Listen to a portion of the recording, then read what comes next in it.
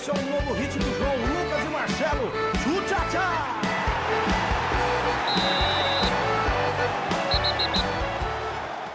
Φίλες, φίλοι των Άμπαλων, καλησπέρα σας, καλημέρα σας, καληνύχτα σας και γενικά όποτε και αν βλέπετε αυτό το βίντεο. Ανάλογα λοιπόν που το βλέπετε, πάρτε και την ανάλογη ευχή. Απόψε στην ιστορία των Άμπαλων έχουμε την πρώτη γυναίκα καλεσμένη. Τη Χριστίνα Τζιάρ. Γεια σου Χριστίνα. Καλησπέρα. Γεια σου Χριστίνα. Η Χριστίνα το περασμένο καλοκαίρι έκανε μια φωτογράφηση σχετικά με το Μουντιάλ και γενικότερο ο κεντρικός άξονας της παρούσας συνέντευξης θα είναι αυτή η φωτογράφηση. Λοιπόν, Χριστίνα, θέλω να σε ρωτήσω τι ήταν αυτή η φωτογράφηση που έκανες, ποιο ήταν το κόνσεπτ γενικά, ποιος σε πλησίασε, ποιον πλησίασες για να πραγματοποιηθεί και γενικότερα όλα τα συναισθήματά σου και τα παρελκόμενα που συνέβησαν. Μάλιστα. Όπως γνωρίζετε, πέρσι διεξάχθηκε στη Βραζιλία μια πολυτελή διοργάνωση, το Παγκόσμιο Κύπελλο, και αυτό φυσικά αποτέλεσε πρόκληση, διότι δαπανήθηκαν δισεκατομμύρια δολάρια για την κατασκευή μνημονικών σταδίων, χωρίς να αντιμετωπιστεί το βιοποριστικό πρόβλημα που είναι στις φαβέλες. Φαβέλες είναι οι παρακούπολες της Βραζιλίας, που βρίσκονται κυρίως στην αστική περιοχή. Παράλληλα με το Μουντιάλ δημιουργήθηκε και ένα κίνημα μποϊκοτάζ, στο οποίο συμμετείχα και εγώ με ένα δικό μου ξεχωριστό τρόπο. Στο κόνσεπτ εκπροσωπώ ένα φύλαχλο, ο οποίος όμως δεν είναι ένας απλός καταναλωτής θεάματος. Μπορεί να διαχωρίσει την ισότητα του ποδοσφαίρου από το αλλοιωμένο προβληματοποιημένο υπερθέαμα που στείλουν κολοσιαίες πολυεθνικές εταιρείες στις πλάτες ενός εξαθλιωμένου λαού. Φαίνεται και στις εκφράσεις μου και στην αποστροφή μου προς την μπάλα και τη φανέλα, χωρίς να θέλω να θίξω την ουσία του ποδοσφαίρου, που το ποδόσφαιρο σαν άθλημα συγκινεί και γενικά δημιουργεί και διάφορα συναισθήματα, έτσι. Μιας που είσαι ένα σπάνιο είδος, είσαι μια γυναίκα που γνωρίζει έτσι, την οτροπία, το ποδόσφαιρο γενικά και το Μουντιάλ έτσι, που έγινε στη Βραζιλία. Θέλω να μου πεις τι σχόλια έλαβες από αυτή τη φωτογράφηση και αν ξεχώρισες κάποιο σχόλιο, είτε θετικό είτε αρνητικό, γενικότερα να το σχολιάσεις. Και τις κριτικές γενικά, ναι. Λοιπόν, δέχτηκα ανάμεκτες κριτικές και θετικές και αρνητικές. Ένα σχόλιο που μου έχει μείνει, μου το είπαν κάποιοι γνωστοί μου, βασικά θεώρησαν τη φωτογράφηση σεξιστική. Και εδώ θέλω να τοποθετηθώ ότι η παρουσία της γυναίκας, η γυναικεία παρουσία στο κόνσεπτ έγινε επίτηδες έτσι, για να ενσαρκώσει την κυρίαρχη εικόνα που έχουν τα θύματα του ποδοσφαιρικού καταναλωτισμού για τη γυναίκα και να τη μεταστρέψει. Δηλαδή να τραβήξω τα βλέμματα και να περάσω το μήνυμα που αναγράφεται στη δουλειά. Κόλπο δηλαδή. Τέχνασμα. Έκανες μπλόφα. Ήταν πολύ έξω. Ήταν καλό, ήταν καλό. Λοιπόν, μια άλλη ερώτηση, μια και που ασχολείσαι όπως μας είπες με ποδόσφαιρο, εντάξει όχι φανατικά, αλλά είσαι ρε παιδί μου φίλαθος κατά μία έννοια, δηλαδή δεν είναι κάτι το ποδόσφαιρο το οποίο το αποστρέφεσαι.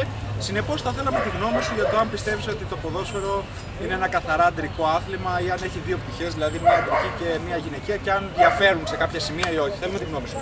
Ναι. Δεν θεωρώ το ποδόσφαιρο αποκλειστικά αντρικό σπορ. Ωστόσο, πιστεύω ότι προσελκύει περισσότερο τους άντρες και υπάρχουν δύο παράγοντες που επηρεάζουν. Καταρχάς, θα ήθελα να πω ότι υπάρχουν οι άντρες έχουν κληρονομήσει κάποια χαρακτηριστικά από τους προγόνους. Δηλαδή θέλω να πω... Όχι εδώ, εντάξει, τα έψαχνα τα χαρακτηριστικά. Εντάξει, για συνέχισε. Λοιπόν, ένα μεμονωμένο άτομο δεν μπορεί να κυνηγήσει ένα μεγάλο θύραμα. Οπότε οι πρόγονοι είχαν αναπτύξει ομαδικό πνεύμα, βγάζανε αρχικό για να μπορέσουν να κυνηγήσουν. Είχαν και προπονητή.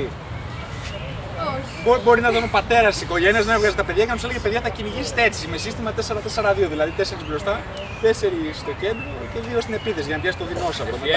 Εφιέστατο.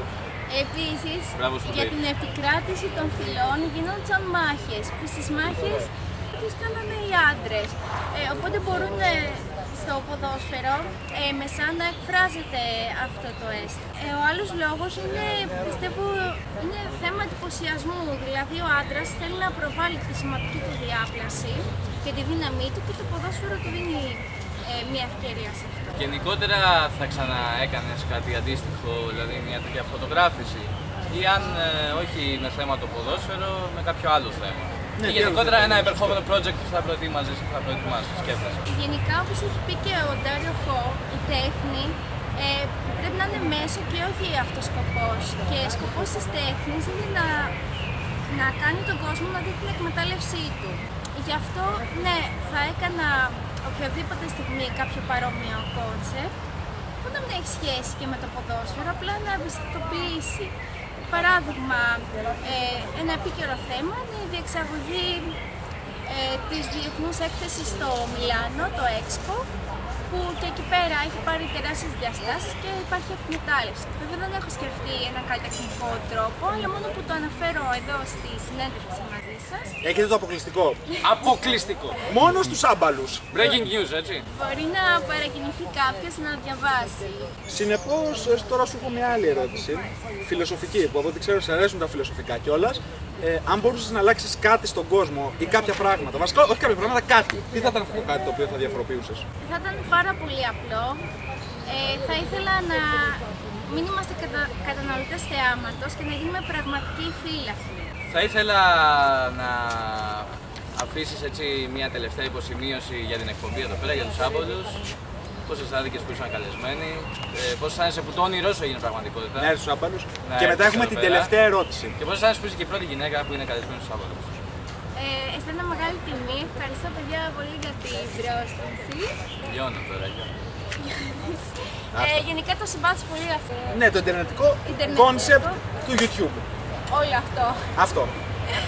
Και εντάξει, εύχομαι να γίνει και άλλη συνεργασία στο μέλλον. Μακάρι, μακάρι. Και γιατί όχι να προβάλλουμε κάποια φωτογράφησή σου. Γιατί κοίτα, πέρα από την πλάκα και πέρα από τα αστεία που κάνουμε, ρε παιδί μου, κάνεις ένα πολύ σοβαρό έργο. Και εντάξει, μπορεί λίγο να το διακομωδήσουμε, όχι το έργο, αλλά τη συνέντευξη για να περάσουμε καλά. Αλλά είναι πολύ σημαντικό να σκεφτόμαστε όχι μόνο, όπως είπες πολύ ορθά, το θέαμα, αλλά και τα παρασκήνια. Ναι. Είμαστε εδώ πέρα για να προωθούμε τέτοια κορίτσια Και τέτοιους ανθρώπους γενικότερα. Και τέτοιες δουλειές, έτσι. Ακριβώς. Λοιπόν, έτσι. Λοιπόν, και μια τελευταία ερώτηση για να κλείσουμε. Θέλω να μας πεις που είναι ίσως η σημαντικότερη ερώτηση. Και ξέρετε την σημαντικότερη ερώτηση, γιατί θα σε ρωτήσουμε μήπως δεν σε ρωτήσαμε κάτι το οποίο ήθελες να πεις και το παραλείψαμε. Λοιπόν, η κάμερα όλη δική σου. Σε ρωτάμε τι δεν σε ρωτήσαμε. Λοιπόν, πάμε. Λοιπόν, Αν υπάρχει κάτι. Και να μας απαντήσει. Και να μας απαντήσει. δεν με ρωτήσατε αν. Εντάξει, ήταν η δική μου πρωτοβουλία Ναι. και απλά ήρθα σε συνεργασία με έναν φωτογράφο, ο οποίος συμφωνούσε με το μποϊκοτάζ. Και Στο ρώτησα στην πρώτη ερώτηση, σου είπαμε ποιο σε πλησίασε, ποιο πλησίασε. Ναι, δεν σου- Δεν απάντησε. Εντάξει, ήταν έμεσο τη ρωτήσαμε, δεν απάντησε. Και Το παίξαμε επίσης κάπως έτσι. πληροφορήθηκα, πήρα αξιόπιστες πηγές από ένα φίλο μου που είναι από τη Βραζιλία. Λοιπόν, ωραία, αυτά.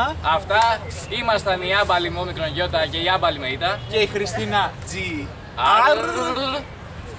Τα λέμε την επόμενη φορά. Την επόμενη εβδομάδα. Subscribe! Και like. Γεια χαρά.